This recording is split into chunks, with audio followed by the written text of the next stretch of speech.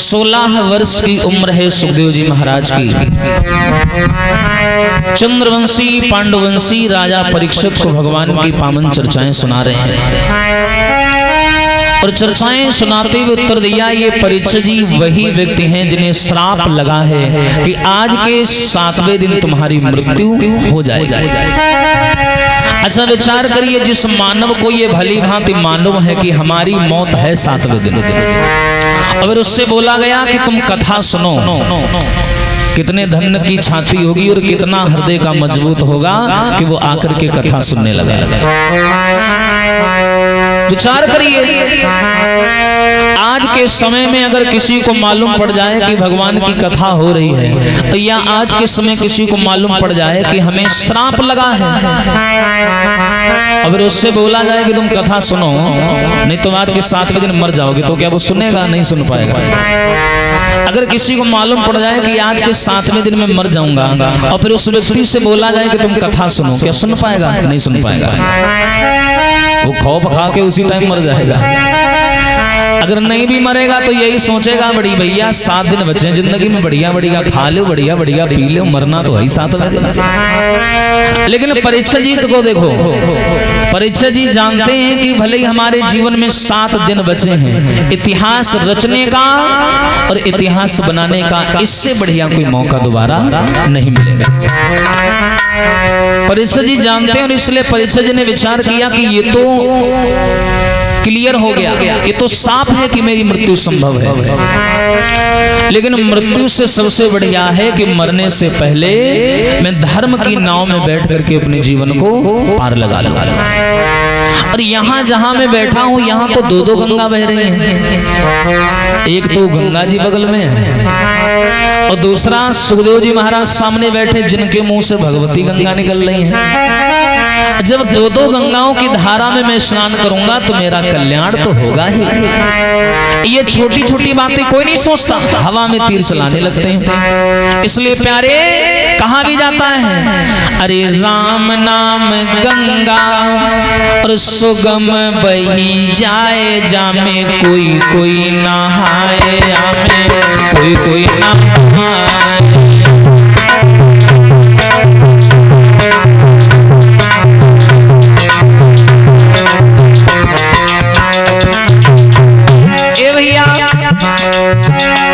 अरे राम नाम नदिया सुगम बही जाए, जामे कोई कोई नहाए, हमें कोई कोई नहाए।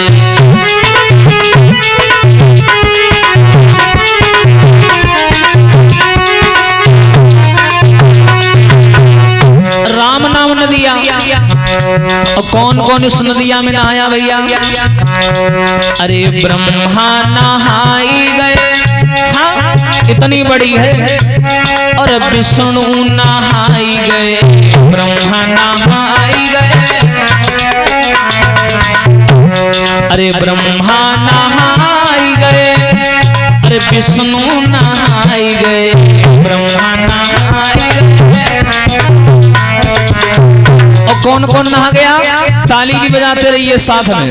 हाँ, कहते हैं राम कथा सुंदर करतारी, करमाने हाथ, करतारी तरकारी नहीं जो समझो करेला की तरकारी, करतारी करमाने हाथ, और संशय बिहग उड़ावन हारी। यानी जो हमारे मन पे संशय रूपी पक्षी बैठा है, पेड़ पे पक्षी बैठा होता है, नीचे ताली बजा दो उड़ जाता है, ठीक उसी प्रकार जो हमारे मन पे संशय रूपी पक्षी बैठा है, अगर ताली बजाओगे तो वो भी उड़ जाएगा। हाँ, इसलिए ताली बजा के बोले सभी लोग, अरे ब्रह्मा नहाई गए और विष्णु नहाई गए,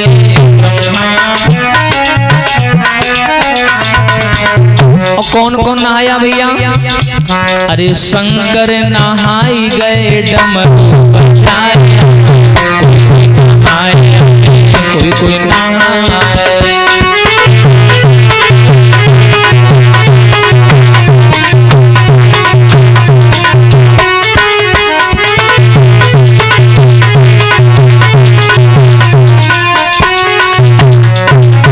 हाँ भैया,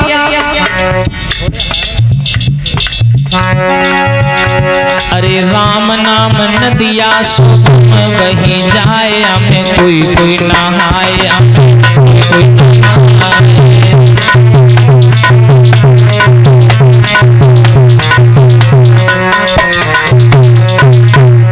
और देखिए इस गंगा में कौन कौन नहाया भैया? अरे संत नहाई गए, अरे भक्त नहाई गए, संत नहाई गए, संत भी नहा गए और भक्त भी नहा गए। और कौन कौन नहाया? अरे शारद, शारद यानी सरस्वती मैया। अरे शारद नहाए गई बीड़ा बजाए, कोई नहाए, कोई कोई नहाए।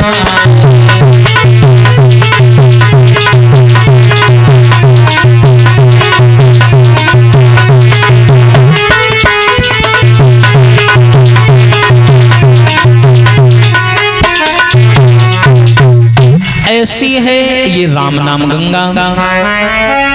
इसलिए परीक्षित जी को सामने बैठा लिया और सुखदेव जी महाराज वही समझाते हैं कि देखो राजन, मैं भली बात ही जानता हूं कि तुम्हें श्राप लगा है, और जिस मनुष्य को मालूम हो, एक बार आदमी जोश में आके बोल तो देता है कि मैं मौत से नहीं डरता, लेकिन जब सामने स्पष्ट रूप से आ जाती है तो बड़ों बड़ों के पसीना छूट जाते हैं। और तुम्हारे सामने मृत्यु खड़ी है, 7 दिन बचे तुम्हारी जिंदगी में, और फिर भी तुमसे बोला गया कथा सुनने को, तुमने बिना सोचे बिना विचारे बात को मान लिया। यही एक सच्चे और मजबूत मानव की समझदारी होती है, पहचान होती है। परीक्षित जी कहने लगे महाराज मैं कथा तो सुनता हूँ, लेकिन बीच बीच में मन मेरा घर की ओर चला जाता है। बार बार मैं ये सोचता हूँ क्या होगा मेरे मर जाने के बाद मेरी पत्नी का, क्या होगा मेरे बेटा जन्मेजय का, क्या होगा मेरी प्रजा का, क्योंकि मैं एक राजा भी हूँ हस्तिनापुर का।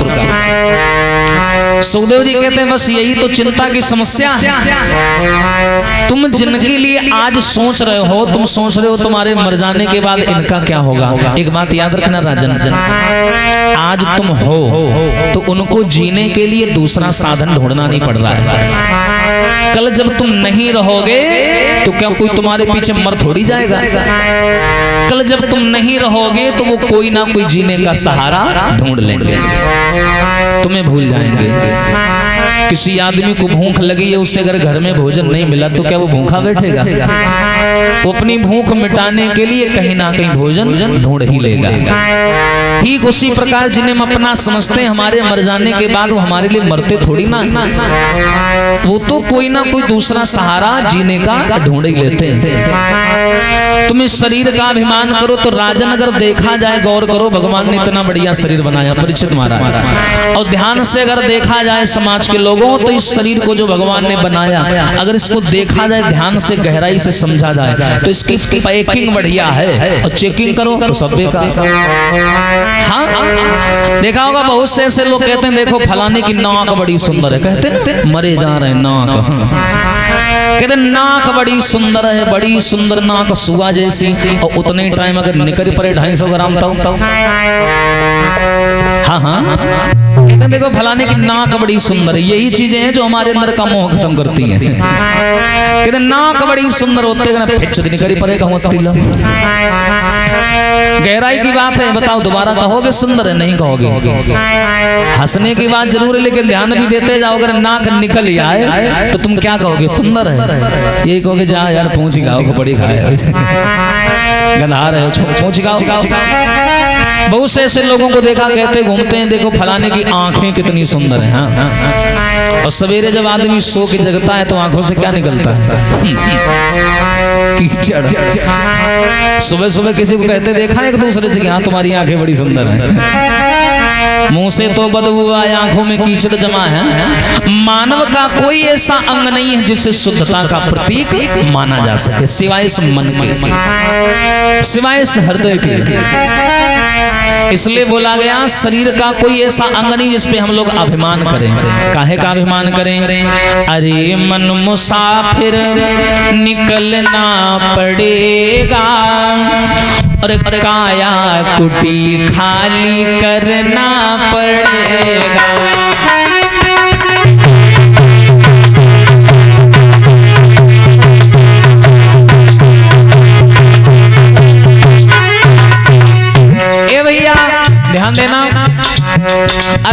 मुसाफिर, मुसाफिर शब्द लगाया गया। मुसाफिर उससे बोला जाता है जो एक जगह कभी नहीं रुकता। हाँ, मुसाफिर आज आया कल चला जाएगा। अरे मन मुसाफिर निकलना पड़ेगा, और काया कुटी खाली करना पड़ेगा।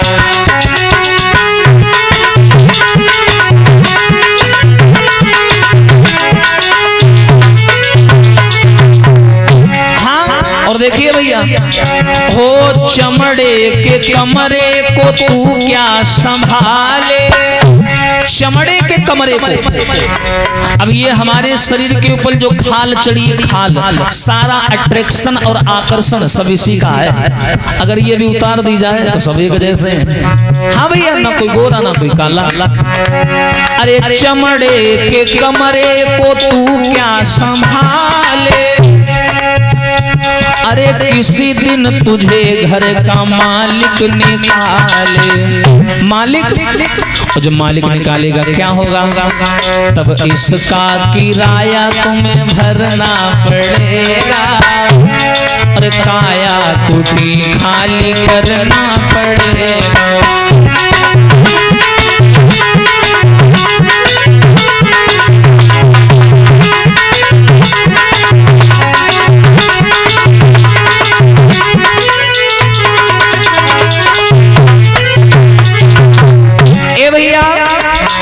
इसका किराया, अच्छा इसका किराया है क्या?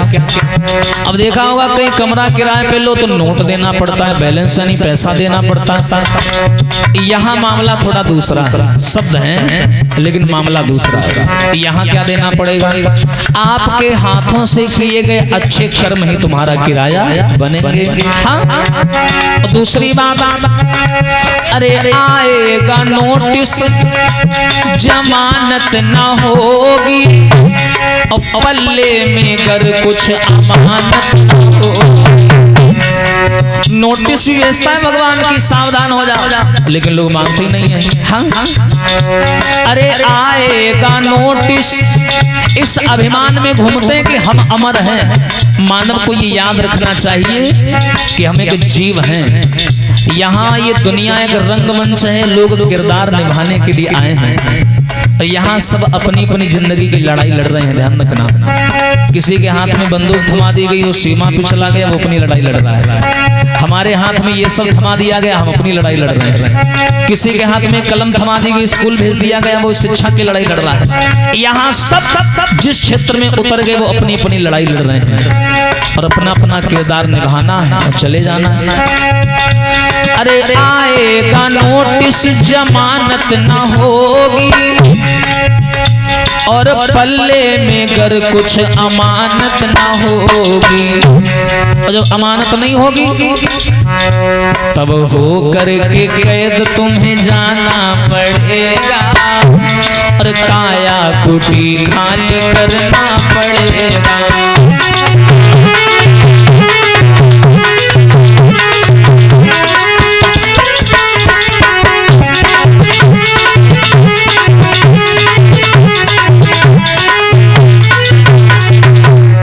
लेकिन प्यारे, मेरा काम है बताना। दूसरी बात, अरे मेरी न मानो यमराज जी मनाएंगे।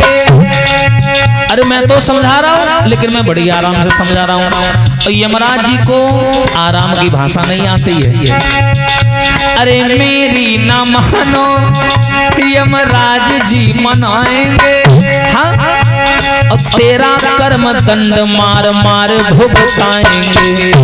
हाँ, फिर तो सर को पकड़ करके मलना पड़ेगा, और काया कुटी खाली करना पड़ेगा।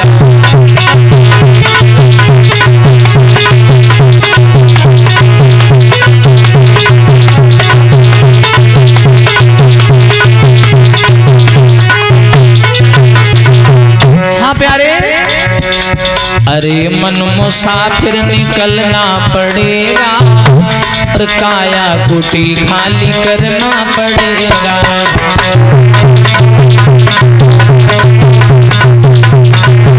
करना पड़ेगा। मुसाफिर निकलना पड़ेगा, काया कुटी खाली करना पड़ेगा।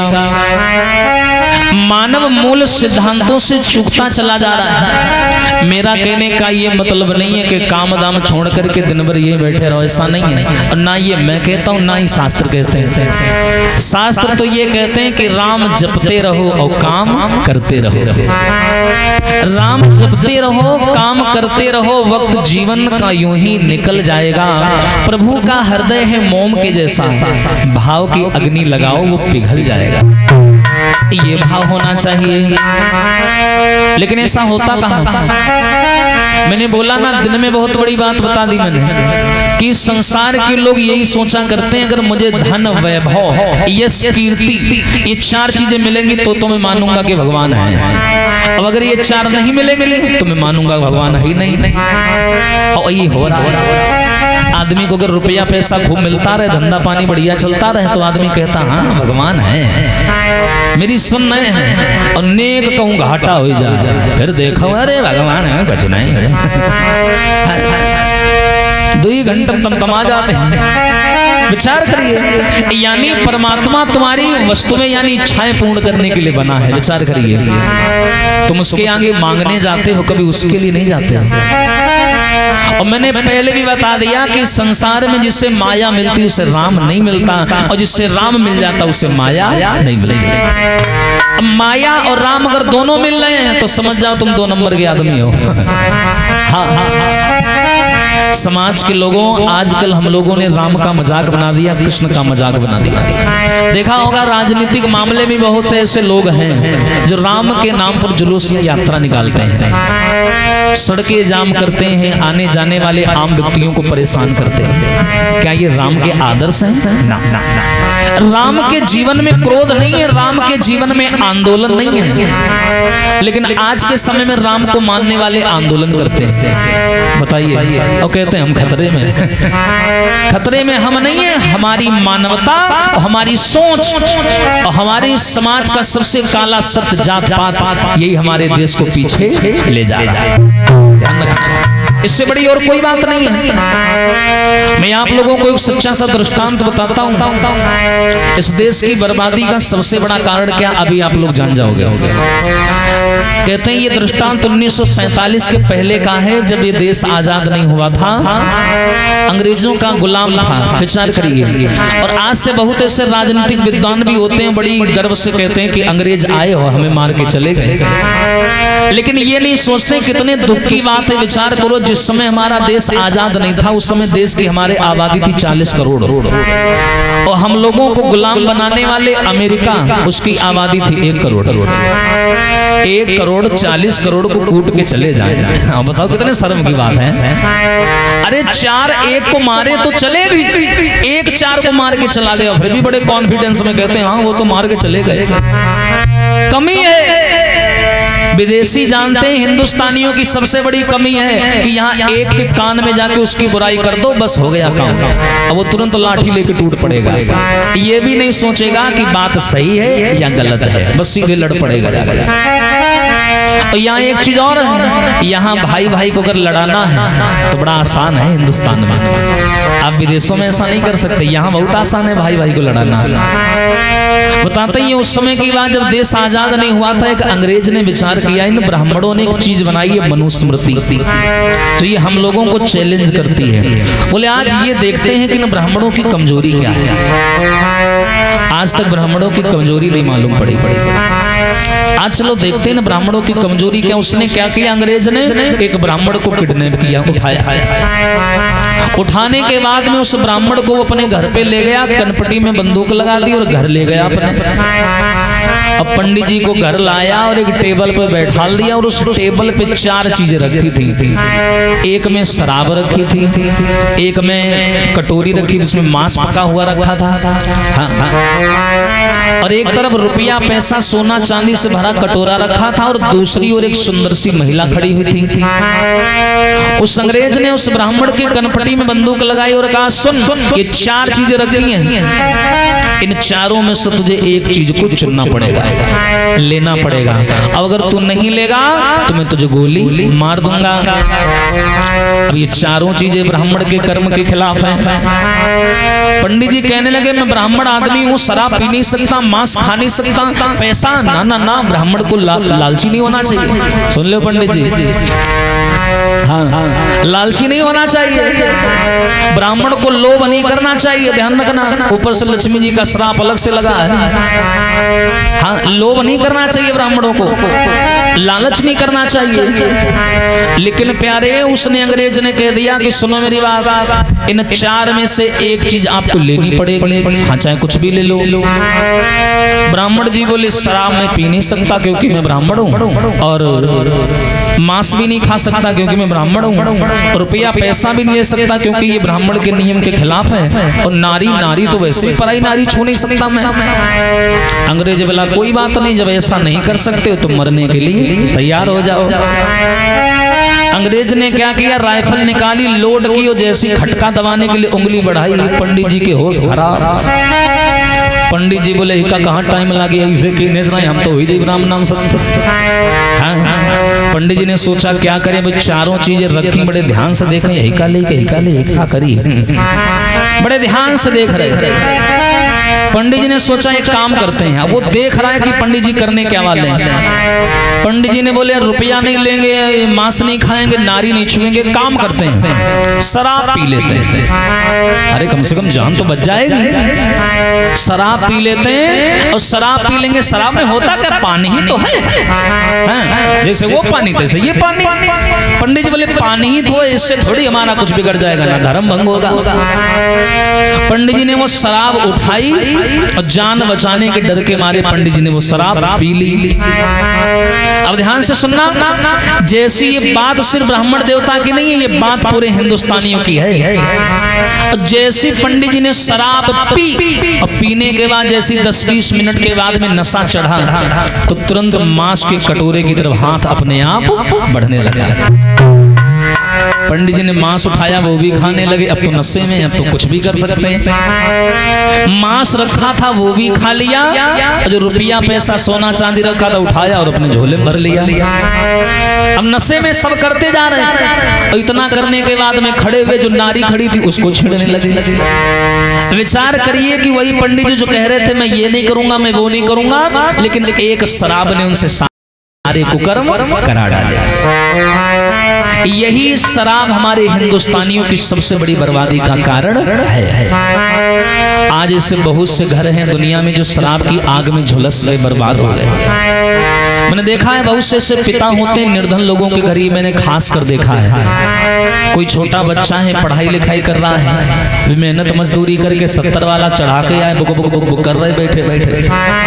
अब बताओ बेचारे लड़के का ना पढ़ने में मन लग रहा है, ना कुछ लग रहा है, तुम तो बर्बाद हो ही, साथ में उसे भी बर्बाद कर रहे हैं। ये सबसे बड़ी बर्बादी का कारण है। और विचार करिए, अगर सरकार चाहे तो इसे बंद भी तो करवा सकती है, लेकिन भैया अगर वो इसे बंद करवा देंगे तो वो पहले बंद हो जाएंगे। सबसे ज्यादा फायदा उनको इसी से मिलता है। तो ये बात हम लोगों को समझनी चाहिए, जहां बुराई हो वहां मानव को कदम नहीं रखना चाहिए। बुराई से जितना हो सके उतना बचना चाहिए। ध्यान रखना, ये जीवन बहुत छोटा है, पता नहीं चलता, देखते देखते जवानी, लड़कपन, बुढ़ापा आए गए, कब क्या हो गया पता ही नहीं चलता। आदमी का जीवन मालूम ही नहीं पड़ता। पता नहीं ये गाल चिकने तब ये घास आस कब जामे लग, पता ही नहीं चला। वास्तव में मालूम ही नहीं पड़ता जीवन कितनी जल्दी गुजरता चला जा रहा है। अगर जीवन में सवेरा हुआ है, सूर्य जग गया और तुम चरपैया से उठे तो समझ लो तुम्हारी जिंदगी का एक दिन कम हो गया। लेकिन प्यारे, अगर जिंदा जगे हो तो उस परमात्मा का धन्यवाद करना, उसने जीने के लिए तुम्हें एक नया दिन दिया है। आज का दिन हम लोगों को दिया भगवान ने, नहीं तो याद करो आज के दिन हजारों लाखों ऐसे होंगे जो आज का सूरज नहीं देख पाए होंगे। आज के दिन लाखों ऐसे होंगे जो गंगा जी में फूक गए होंगे। हमें तुम्हें जीने के लिए भगवान ने ये दिन दिया, तो सवेरे जगो और भगवान से कहो कि प्रभु आज मेरे हाथों से किसी का बुरा ना हो। बोलिए सच्चिदानंद भगवान की। आइए ताली बजा के बोलेंगे सभी लोग, फिर देखते हैं चर्चा की ओर। अरे नटवर नागर नंदा भजो रे मन गोविंदा, नटवर नागर नंदा।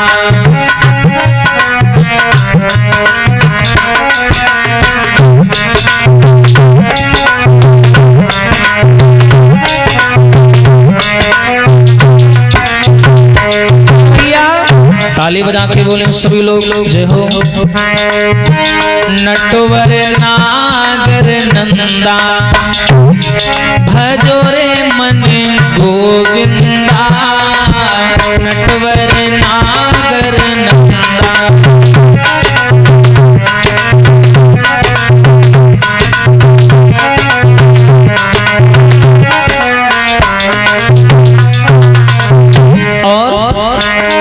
अरे सब सखियनों में अरे राधा बड़ी है, सब सखियनों में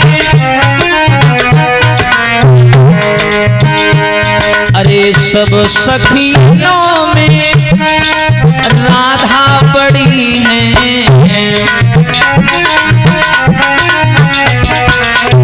और क्या भैया अरे ज्यों तारों विच चंदा। हाँ ऐसे नहीं तुम हो जिद्दी तो हम हैं जिद्दा, उठा ले ऊंचे ऊंचे हाथ सभी लोग ऊपर उठाइए आप।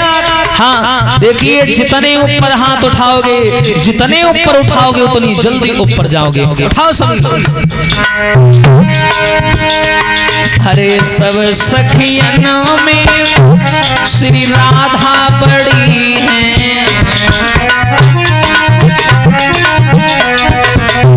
और आलस में ना बैठा करो। कहते हैं ये जहाँ कथा हो रही है 7 दिन के लिए, ये साधारण जगह नहीं बच्चा। वृंदावन की लीलाएं होंगी तो ये वृंदावन हो गया। अब वृंदावन में रहना है तो राधे राधे कहना है।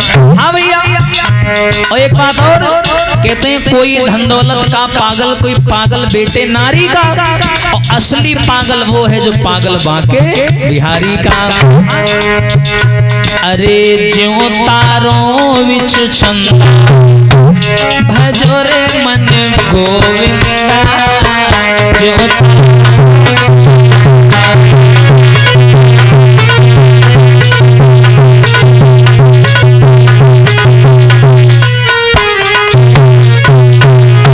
ए प्यारे अरे नटवर नागर नंदा भजो रे मन गोविंदा, नटवर नागर नंदा।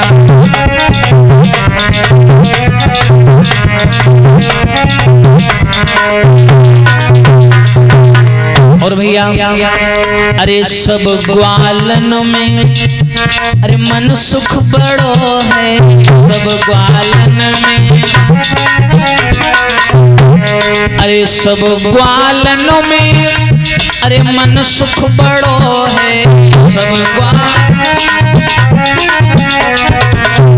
और अरे जैसे बाल हाँ अरे जैसे बाल मुकुंदा रे मन गोविंदा, जैसे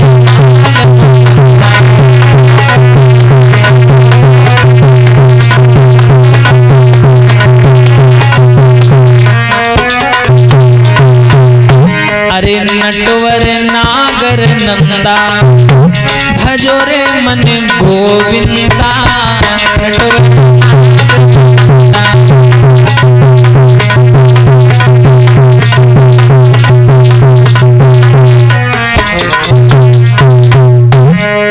बोलिए सच्चिदानंद भगवान की जय जय।